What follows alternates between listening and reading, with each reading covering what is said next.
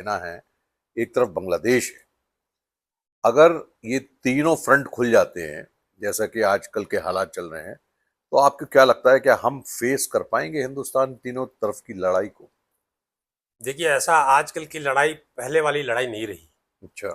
अब पूरा टेक्निकल जी। लड़ाई हो गई है। हम्म।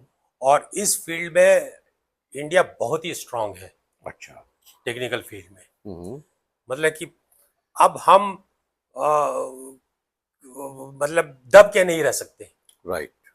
हम्म। पाकिस्तान को तो हम कभी भी देख सकते हैं। जी। China is the main enemy right. Of India. Right.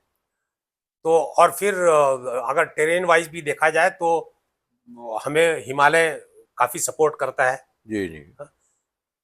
मगर वही है, आज की लड़ाई हम देख ही रहे हैं कि सारा ड्रोन्स और ड्रोन्स की और मिसाइल्स मिसाइल्स की की होने लड़ाई लग हो गई गई है। है, हाँ। तो अब वहां पे पहाड़ों का भी उतना रोल नहीं रह गया है। हाँ होल्ड नहीं रह गया है। हम्म। तो हम टेक्निकल उसमें technically we are very strong. Hmm. और आज के लड़ाई में कोई ऐसा नहीं है कि एक तरफा लड़ाई होता है। राइट। और ये बेसिकली इकोनॉमिक लड़ाई होती है। जी। अगर कोई एक दूसरे कंट्री के ऊपर युद्ध छेड़ता है तो उसको हर चीज देखना पड़ता है। इकोनॉमी देखनी पड़ती है, पब्लिक सपोर्ट देखनी पड़ती है। हम्म। अ, वो आपका आप कितना रेडी हो हम्म। लड़ने के लिए। हम्म।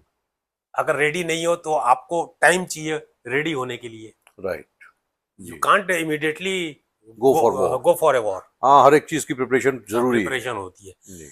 तो अभी आपने डोकलम में देखा ही, जी जी। चाइना अंदर घुसने की कोशिश करी। जी हमारी फौज ने मुंह तोड़ जवाब दिया उसका। जी। और वो समझ गए कि now Indian army is not the same army of 62। 1961 हम्म। 62। हम्म। तो अब हम नेवी के तरफ से भी बहुत स्ट्रांग हो गए हैं। हम्म। एयरफोर्स तो स्ट्रांग है ही हमारी अब। स्ट्रांग हो ही रही है। जी और भी हम अच्छे अच्छे एयरक्राफ्ट ले रहे हैं। जी।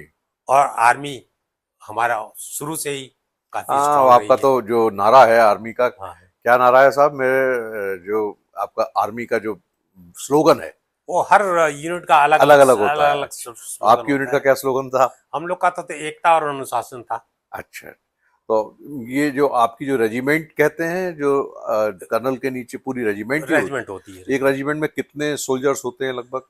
करीब एक रेजिमेंट के अंदर 400 से लेके 500 तक होती है। अच्छा।